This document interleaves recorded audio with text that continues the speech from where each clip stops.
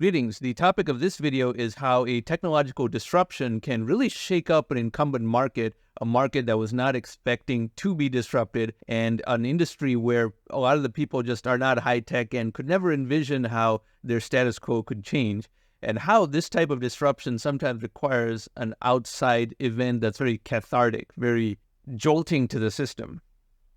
And we're going to talk about how office space worldwide is effectively in a glut that could last many, many years, over a decade, or maybe even be permanent, and how that was in fact accelerated by the COVID-19 pandemic and the technological progress that occurred as an adaptation to that pandemic. Now, you might be surprised to learn that before the start of the COVID-19 pandemic, there were 625 skyscrapers that were in process at that time. And I define skyscraper as any building that is taller than 150 meters in height or 500 feet in height from an American perspective.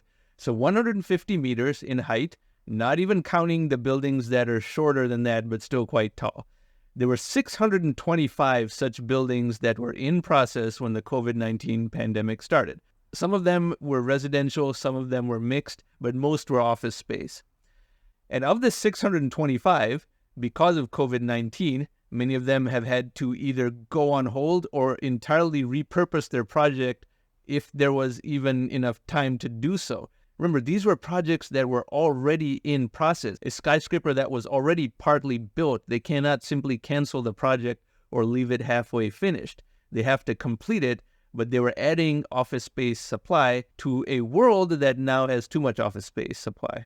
Because of COVID-19, video conferencing technologies, which did exist for well over a decade before the pandemic, got the catalyst event that they needed to gain mass adoption. And if you are aware of the network effect, also known as Metcalfe's law, the value of a network increases as a square of the number of nodes in that network. And since millions upon millions of people had to do their jobs from home and adapted to doing that and got used to doing that, the value of these types of networks rose, and companies like Zoom went up tremendously in value.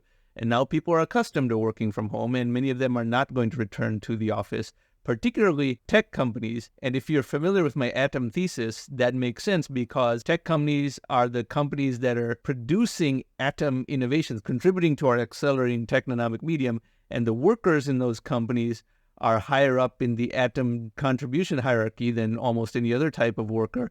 And therefore, the fact that they can now work from home and have increased their standard of living and dematerialized the associated costs of going to work makes sense in that the Atom has enabled this type of greater resource efficiency for those people who produce more technological innovation. Now, there's a lot of discussion about will people work from home forever or will they have to go back to the office? And the problem is, in this headline-driven age, people are trained to think in binary. They can only think in terms of the extremes. Oh, no, it's important to go back to the office, meaning they should go back 5 days a week. Or they think, no, everyone will work from home remotely, meaning a department of 60 people will all have 60 people working from home in 60 different locations. No, neither of those extremes will happen. What will happen is people will work maybe 2 or 3 days a week from home and 2 or 3 days a week in the office. But that still is a huge disruption. That means the amount of office space demanded is half and the amount of commuting and driving is half, and many people can choose to live further away from their office. Also, companies can downsize their office space and pass those savings back to either shareholders or reinvest more in the business or pay their people more.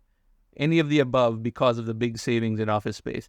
So let's check in on the state of skyscraper construction and how all these projects worldwide have adapted to a world where there's now much less demand for the office space that they were constructing. So this is a very useful and informative website for anyone who is interested in skyscrapers. It's called skyscraperpage.com. And there are a lot of diagrams here you can click on, but we're going to go to this diagram over here in the middle about world skyscraper construction. This does not include any completed buildings. This only includes what is under construction or in process at the moment.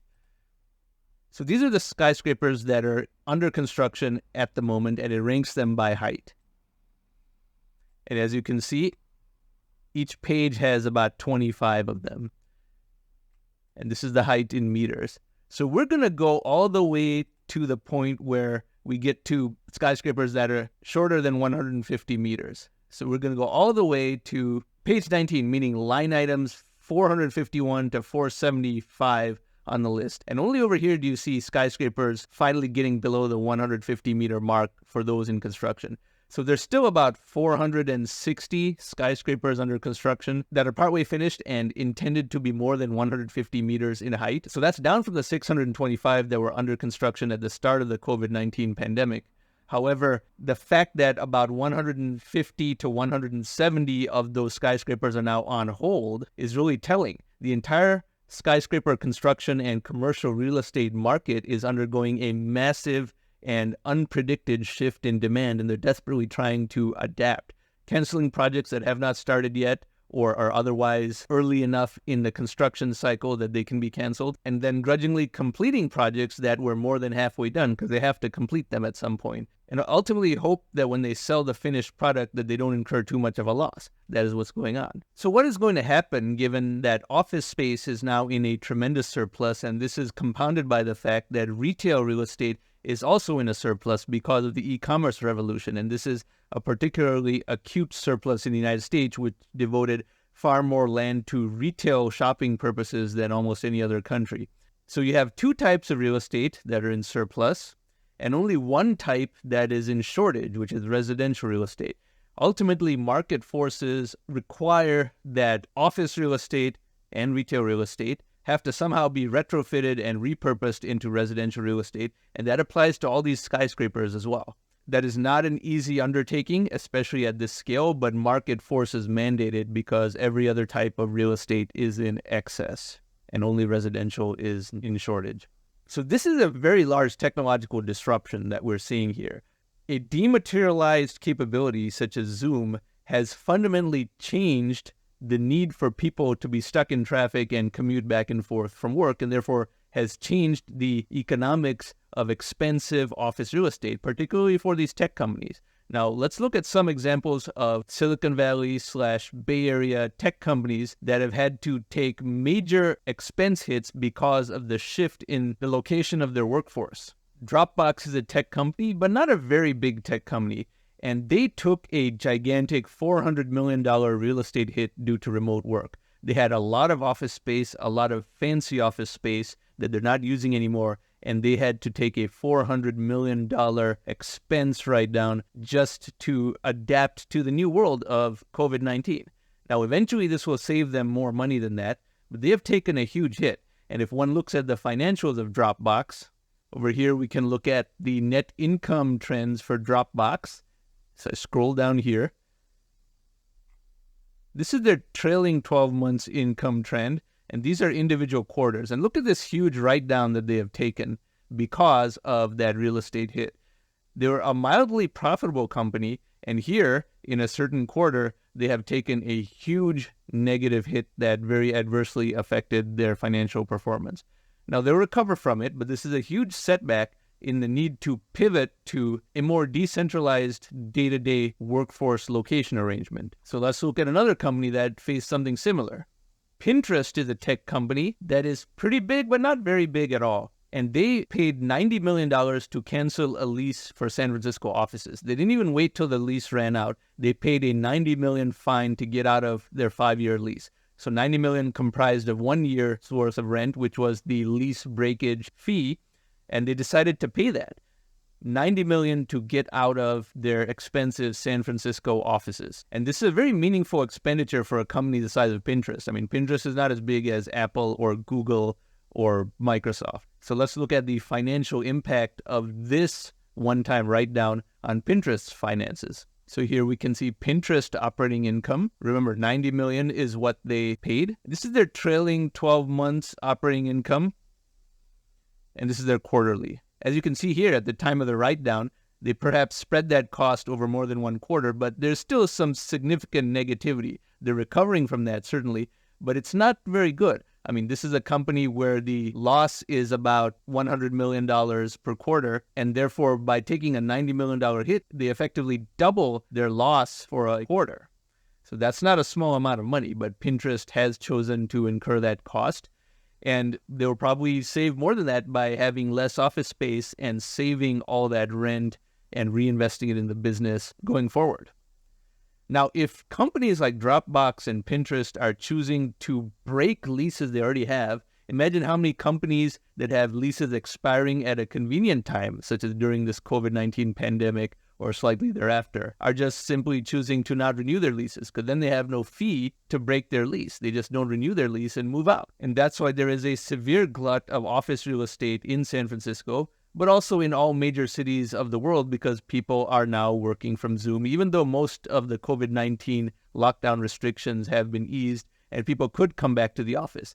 They're accustomed to working from home, and they realize that commuting to work and being stuck in traffic for 30 minutes, 60 minutes, 90 minutes, or 120 minutes a day, as many of them were before March of 2020, is really not a 21st century experience. And if you are a somewhat highly paid employee, generating value of $100, $200, or $300 an hour, then wasting 1 to 2 hours per day in traffic is missing output both for you and for your employer. So that was necessarily a technological disruption to hack away at all that dead capital and inefficiency in the productivity system. And that is, in fact, an atom disruption in its own right. The atom found a way to increase the productivity of people that produce more atom-growing technologies, which increases the size of the accelerating technomic medium, which of course generates more deflation, which requires more money printing, as we know. But this is a pretty large disruption that is happening right before our eyes, and this repurposement of all this office space into residential space is something that is going to pit a lot of local NIMBY-type zoning boards that want to artificially restrict housing supply in order to create the illusion that their prices are going up against market forces that exist far beyond the boundaries of their city. People can be very far from their office. They can be in another city or even another state, for example.